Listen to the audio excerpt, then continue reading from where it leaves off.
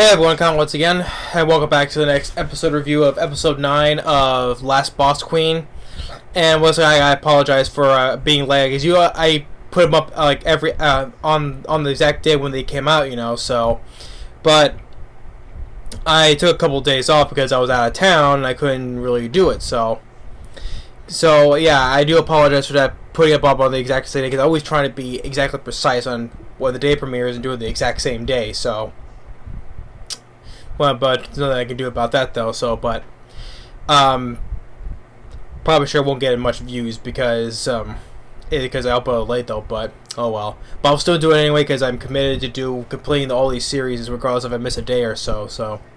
But anyway, regardless of that, Last Boss Queen, episode 9, another really great episode still.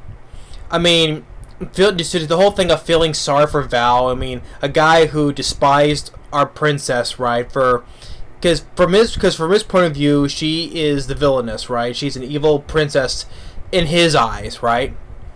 Because he was forced into a contract of servitude, and whatever information he had to give up, he had to do it. Whatever order she gave, he had to do it, right? So. And after the whole dealing with the whole arc with Gilbert from before, and now we're dealing with Val now. This whole arc of human trafficking, and especially with that when you get the little, like I said, how the little hints of probably becoming the villainess, because how the way she says it is like, obey me, or I order you to answer, right, or whatever the tone she's given, right. Because like he said, he's now under contract and he has no choice but to do what she says. When she gives the order to him, it's so painful for him to answer, because it's like it's choking him, or he's doing this, right, because he doesn't want to answer, right. It's like so painful for him to answer because he has to do the contract order, right, what he has to do, what he's told to do. So it's like so painful for him to do so. But until he does have to give up information, what he says though. But still, he doesn't want to answer because of her, because he despises her. And so, but eventually he has to obey the order. And he tells about these two kids that he was kind of looking after, because he says, even though he says that they're brats, that I'm just only having around them because they're brats, because they do things for me, right? They mean nothing to me. But it turns out later on, just to see in this episode, is that you find out that he does really care for him, because this is the first time we see him. He breaks down and cries, and basically his dark heart becomes a little more lighter, right? And because of pride, and we see him like towards the end of the episode, gives him more like it's kind of like a motherly hug would do, like a mother would do to hug her child, right? And just basically is saying that I'm here for you, no matter what, I'm here for you, and I will help you.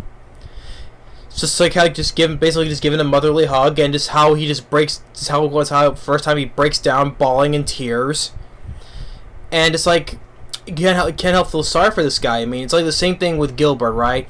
How the guy who was talking so much shit about the princess, but at the end of the day, it completely fooled me that how he was doing this for a woman that he loves, made me feel sorry for the guy. It's feeling the same thing here with Valley. I'm like, yeah, he's talking so much shit about the princess, attempting to kill her, and now he's been forced into this contract of a life of servitude, and he has to obey her. And like I said, whenever she gives an order, he has to answer. But it's so painful for him. He's trying Well, it's painful before he was doing this, but when he does do it, it's like he doesn't want to force it out of him. He doesn't want to say anything, but he can't. He has to obey the command. And you see how, like I said, in his eyes, despises her as this evil princess as she is, which you do see the bits of it in the tone when she says, "Obey me" or "Answer him." I command you, whatever she says, right, in that tone. And so you do get the snippets of her original self was, of the pure evil princess she was, and you can see in here, even despite though that Pride tries to do her best to not to become that though, but the thing is though, even under these circumstances, you have to a bit. But like I said, that's what happens when power does corrupt, you know.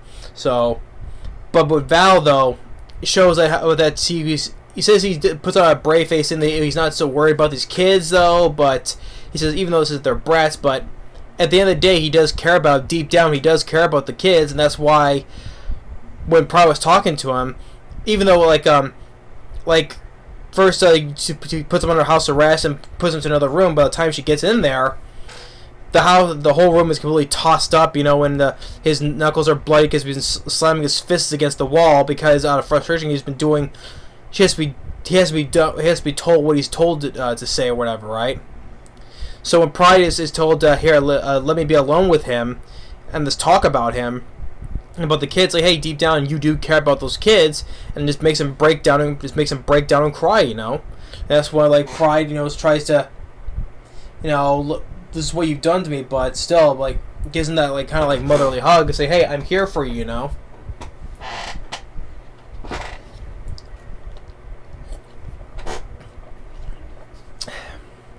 And it's because it makes me feel sorry for the guy. Just like with Gilbert, right? Or it's the same thing with Arthur, you know, how he wanted to become a knight, but I think he'd have the qualities of to become a knight. Or with Staley, you know, when he had tried with the whole arc with him and his mother, right? It's like all these things you feel sorry for these characters, even including some certain you thought were bad guys, but like with Gilbert, but it turns out wasn't. Even maybe probably the same thing with Val, you know. So, but yeah, but episode 9, it was still a really great episode. Regardless, though, I just with the whole thing was started with Val, you know, see what happens next with these human trafficking with those 2 kids of his. Even though they're not blood, they're just saying the kids he was looking after. But I'm looking forward to the next episode still, though, right? But just, like, can't help feel sorry for the guy, like I said. So painful for him to say stuff because, like I said, he's under a servitude contract. He has no choice in the matter. But, yeah. But, let's see what happens in the next episode. But it was still a really good episode regardless, though. And just, like, Pride, you know, just, like, how the little tones, like, maybe we're seeing little snippets of that original personality that she once had. But we'll see about that, though. But anyway, thanks for watching. Stay tuned for the next episode, and we'll see you next time. Later.